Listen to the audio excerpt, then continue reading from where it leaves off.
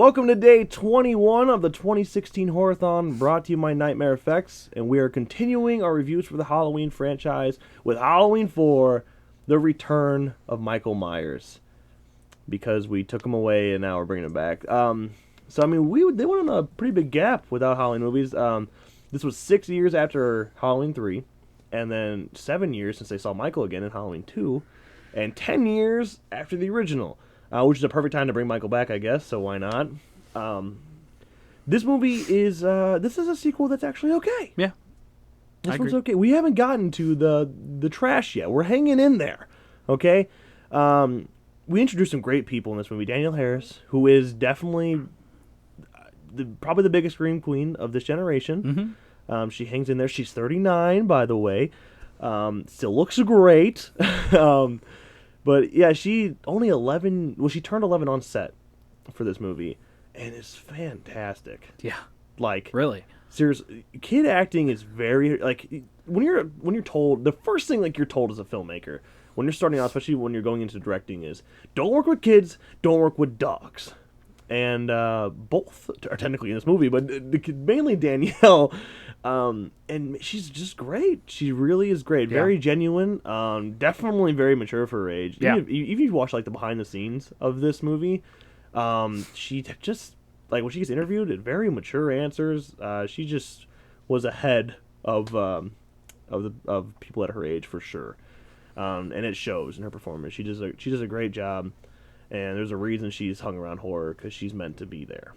Of course, we get Donald Pleasence returning with kind of a... You don't really get an explanation on what the hell happened with Halloween 2. It kind of just jumps into the whole fact that Michael somehow survived, is in a coma now, has been for 10 years. Mm-hmm. And they decided to move him, and he... wakes up right then and there in the ambulance and kills him. I really don't know how else you can bring him back, so I can't be mad at like the writers for that. Yeah. Because what else are you gonna do? You know, you brought back someone that was definitely supposed to be dead in Halloween 2. There's no way around it. He was supposed to be dead, and you had to bring him back to life somehow. So same with Donald Pleasence. He was definitely supposed to be dead, and somehow they had an explanation originally in the original draft of the script that he like flew through a wall. The explosion flew through a wall into a safe space, so he only got burned on his face. Okay, I guess. So somehow this old man survived, and Donald Pleasence once again had delivered some excellent monologues. Yeah, and he's Donald Pleasence. You know, you can't go wrong with him. We introduce a few different characters that you actually genuinely care about. Ellie Cornell comes in as Rachel, and is fantastic. Yeah. She gives a very real performance. Yeah. It's not some super hot chick there just for her looks and has shit acting. She looks like any day teenager, and has an attitude like an any day teenager, and you know, is someone that cares about her sister and is fighting for her, and that's someone you can really care about. Yeah. That's why Ellie Cornell does a great job. Mm-hmm.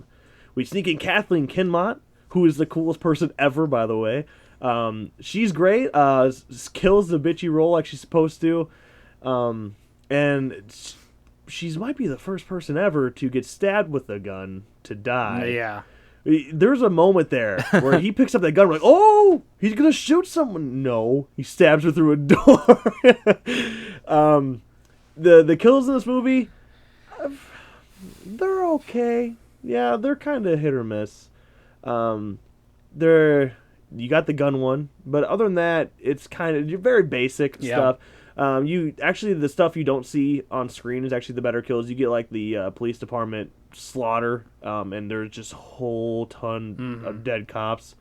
So that works. You kill another dog, Sadie. Any dog named Sadie in a movie is gonna die. Yeah. Like every time. Don't name a dog Sadie in a movie or it will die. So Halloween, I think the only thing that's really killing this movie is the look of Michael Myers. I agree. The mask is just disgusting. It's kind of like looking at the Ruby's mask that's selling like a lot today, you know? It looks like that, just really like it kind of is smiling. Yeah, it's smiling a little bit. Yeah, it's weird, and I don't get why they couldn't. It's not hard to sculpt a William Shatner mask. You could take, and of course you can't take like the original like NAG version of it, but you can definitely still make a sculpt that looks better than that crap. Yeah. It looks so cheap, and it's terrible. The face was just too small almost. Yeah. Kind of takes away from Michael completely when you don't. It's just not a blank. And you get like those looks where he just kind of looks up like a dog or something. Yeah. And he's got that little smile, and it just not scary. Right. So I think the scariest part of this movie is actually the ending. And seeing Danielle Harris kind of take over what's been passed down through her family. It's kind of what they're pushing. It's this like gene is passed down to her, and now she is going to take over the role of her uncle. That was a super cool premise, and I kind of am curious where it would have went if they would have pursued it. I didn't love it. No, I thought it was a little too cheesy. Like she's wearing the same clown costume that he was, and I just sighed and shook my head. I'm like, really? That's the way you went? Yeah, right. I understand. Yeah, I'm with you that it seems like it's kind of a cliche ending, and you can kind of see it coming. But like since they did it, I wish they would have just pursued it. Yeah, it was a cool shot though, seeing the mask come back on. Yeah. And I'm seeing like, Donald Pleasance makes the scene work. Yeah, that's true. Yeah, and he like goes to shoot her. He's like, I am done with this he, shit. He knows what's going on. We're not doing this again. So yeah, that's that makes it a little bit better. And I will say before we move on to reviews, the opening credits of this movie are amazing. Like seriously, they're so you open up on this basically a montage type setting of a whole bunch of like decorations for Halloween in this big open cornfield, and you're instantly set in this perfect atmosphere of a Midwest town in the middle of October, the middle of fall, and it opened. I seriously, if I could just watch the opening credits over and over again, that was they're great. That's honestly probably the best part of the movie. Yeah, so we're gonna go ahead and move on to our reviews for Halloween 4: The Return of Michael Myers. But before we do, we're gonna shout out our sponsor. So make sure you stay tuned, and we'll be back in a minute. Nightmare Effects is an independent mask company providing you with quality craftsmanship at gruesomely affordable prices. They offer both replica masks and busts of one of the most iconic killers in cinematic history, while also offering custom orders and repaints. Like their page on Facebook and get your own today.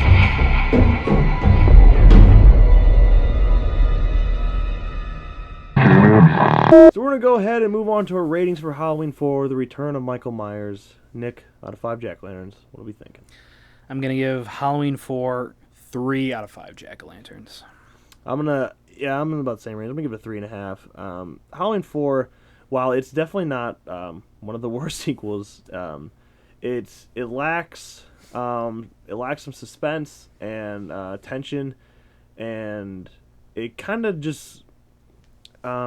Michael as an entity, it just kind of really isn't there anymore. Right. He's kind of his own thing, and then pushing this idea of him being the uncle of someone else, and he's just trying to kill off his family, just kind of takes away from that feel of Michael.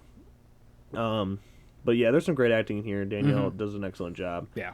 It's just, there's some things missing there that can't compare to Halloween. So, yeah. So that'll be it from us. If you enjoyed this video, make sure you drop a like and subscribe to our channel for more videos like this one.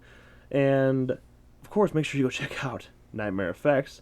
All these under mask here were made by Michael Hopkins over at Nightmare Effects. Some amazing quality work here. These bad boys, at full mask like this, run at only $150, while hoods run at $90. Amazing work, great prices. If you're looking to build up that Jason memorabilia, this is the place to go. So make sure you go drop a like on their Facebook page and let them know that we sent you.